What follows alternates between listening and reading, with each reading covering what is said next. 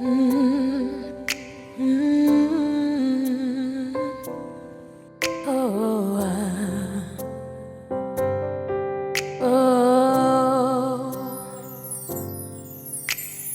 Où trouver la force de vivre dans ce... Ma maladie que je souffre aujourd'hui a été une maladie qui m'a surpris parce que moi, j'avais une coiffure que je me coiffais toujours tout le temps.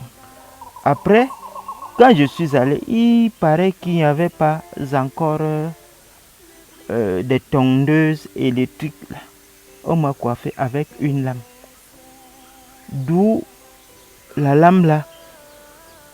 Après quelques 2 jours, je vois des petits boutons qui sortent derrière la nuque.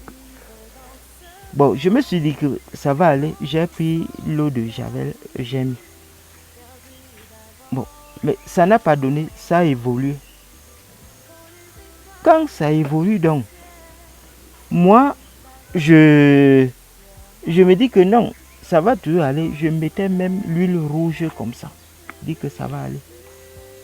Jusque là, ça a persisté. Et quand ça a persisté donc, après 1 an, je commence à aller dans des centres médicaux là, voir qu'est-ce qui ne va pas. Et on me donnait je dirais des calmants. Parce qu'on me donnait souvent certains trucs. Ça fait comme si ça disparaît. Après, ça réapparaît. À un certain niveau, donc, ça allait déjà plus fort. Et moi, c'était plus à mon niveau parce que je n'avais plus des moyens où aller plus loin dans des grands hôpitaux. Un jour comme ça, c'est une femme qui avait commencé à me dire que mais comment toi tu manges quoi comme ça? Ton cou devient seulement gros comme ça. Tu manges quoi? Je dis que moi je mange quoi? Moi je ne mange rien. Et je ne ressentais pas mal. Après moi-même je ressens maintenant que là où je suis là, ce n'est plus que parce que je mange bien ou je vis bien, c'est déjà la maladie. Une fois, je suis venu, il m'a dit qu'il s'était rasé. Donc il y a un truc qui est sorti derrière sa tête là. Bon, le truc là a commencé à pousser, grandir. Bon, je ne sais pas comment ceci est venu. Après moi, il me disait que c'était à cause de ce qu'il avait derrière la tête là. Bon, ce qu'il avait derrière la tête là, j'avais quand même essayé de partir avec lui à l'hôpital.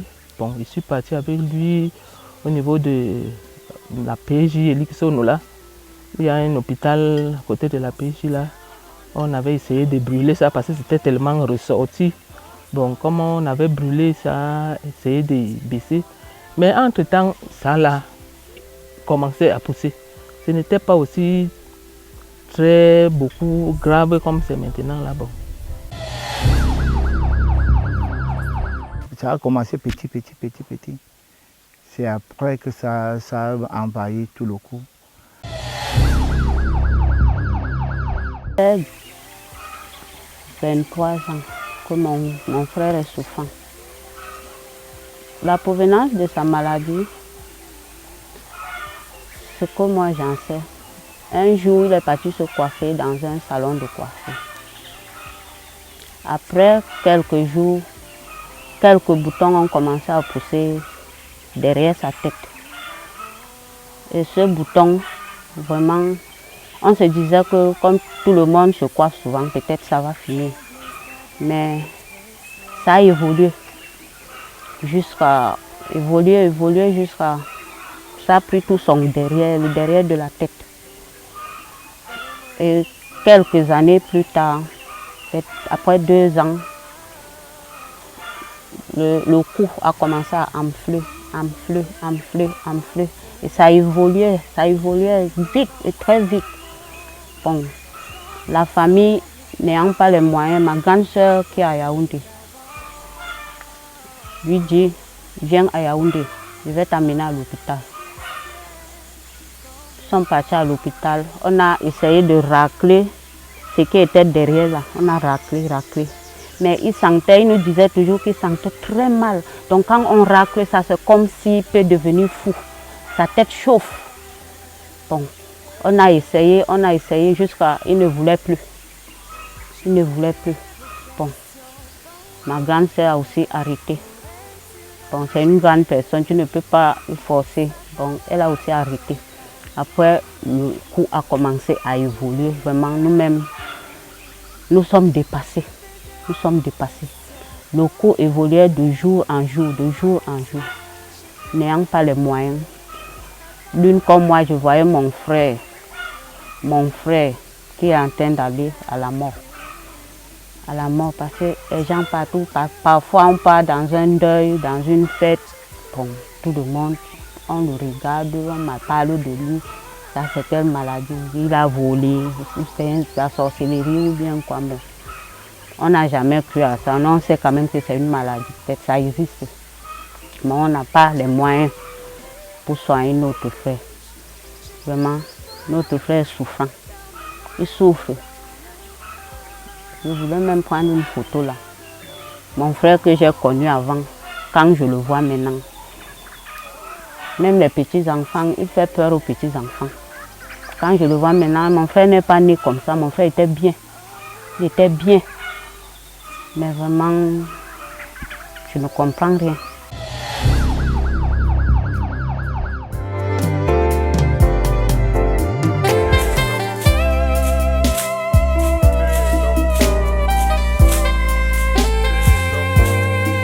Nous sommes toujours ensemble, malgré tout ça. Nous sommes toujours ensemble. Aussi à Boadium, Mangelebi avec ses frères.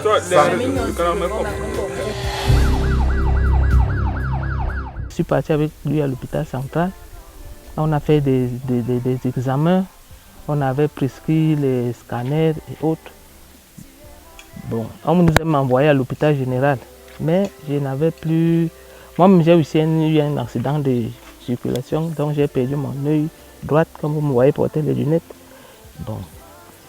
Mon mari, qui est tout pour nous, pour ma famille, aussi, comme il est là, diabétique déjà, le temps là, on n'avait plus assez les moyens pour pouvoir continuer son suivi. Bon. Quelques gens de la famille ont essayé de donner un peu de moyens. Il est parti dans les petits centres tels que Ngoumou, qui est ici à côté. Et c'était comme ça.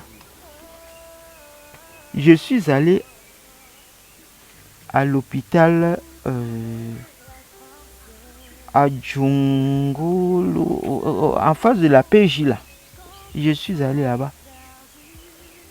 Vraiment, on a fait ce qu'ils ont pu faire là. Ça n'a pas donné. Je suis allé à l'hôpital central, mon chef de village, Win Bienvenue Claude, Personnam, il m'a amené là-bas. Ils ont fait ce qu'ils ont fait, ça n'a pas donné.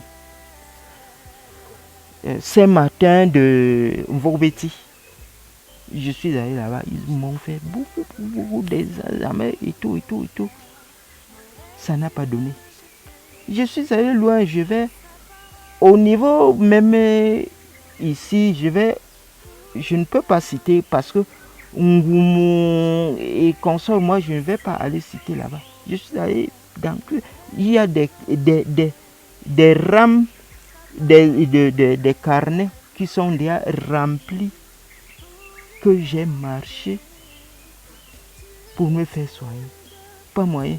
Et une réalité, c'est que je pouvais peut-être me soigner, mais pour le manque des moyens, je n'ai pas pu me soigner.